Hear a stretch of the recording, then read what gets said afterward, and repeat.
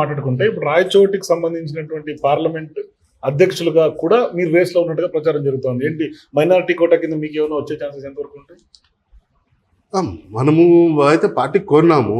ఎందుకు కోరినామంటే అక్కడ ఆల్మోస్ట్ మన జిల్లాలో మేజర్ వచ్చేసి 20%, మోర్ దాన్ 20% మైనారిటీస్ ఉన్నారు.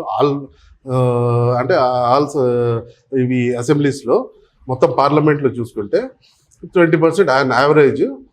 ఓన్లీ 5 కాన్స్టిట్యుయెన్సీస్ చూసుకుంటే మీరు రాయచోటిలో అయితే మోర్ దాన్ 35% మైనారిటీస్ ఉన్నారు.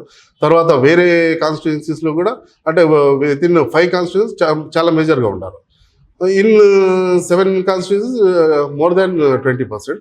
ఆ ద్వారా ఆ ఆలోచనతో ఇస్తే బాగుంటుంది మైనారిటీస్కి, దాంట్లో మనకు ఒక అవకాశం కల్పించండి అని మనం కోరినాము. అయితే సహజంగా ఏ పొలిటికల్ పార్టీస్ లో ఉన్నటువంటి లీడర్స్ కానీ వాళ్ళందరూ కూడా అధికారంలోకి వచ్చిన తర్వాత నామినేటెడ్ పదవుల మీద కొంత ఎక్కువ ధ్యాస ఉంటుంది, అది రావాలనే ఒక కాంక్ష ఉంటుంది. కానీ మీరు పార్టీ కోసం సేవ చేయాలనే ఒక తపన ఎందుకు కలుగుతుంది? అంటే మా కుటుంబం ముందు నుంచి అంటే మా ఫాదర్ ఒకసారి కంటెస్ట్ చేసినారు. తర్వాత ఆల్రెడీ నామినేటెడ్ పదవి, క్యాబినెట్ హోదాలో నామినేటెడ్ పదవులు ఉన్నారు. అన్నీ చూసినాము, మా కుటుంబం అయితే చూసింది. అయితే పార్టీకి సర్వీస్ చేయాలా అంటే ఈ మైనారిటీస్ ఉన్నారు, మైనారిటీతో సహా అందరితో మనకు సంబంధాలు ఉన్నాయి. అందరితో మనము లీడర్షిప్ మెయిన్ బిల్డప్ చేసుకోవాలా. నామినేటెడ్ పదవుల్లో ఏముంది, 2 years 3 years వస్తూ ఉంటాయి, పోతూ ఉంటాయి. అవి కాన్స్టెంట్ కాదు. మనకు లీడర్షిప్ కావాలా, అందరినీ కలిసిపోయి పోవాలా, అది ఆలోచనతో మనకు పార్టీ పదవి ఇస్తే చాలా బాగుంటుంది అని కోరినాము.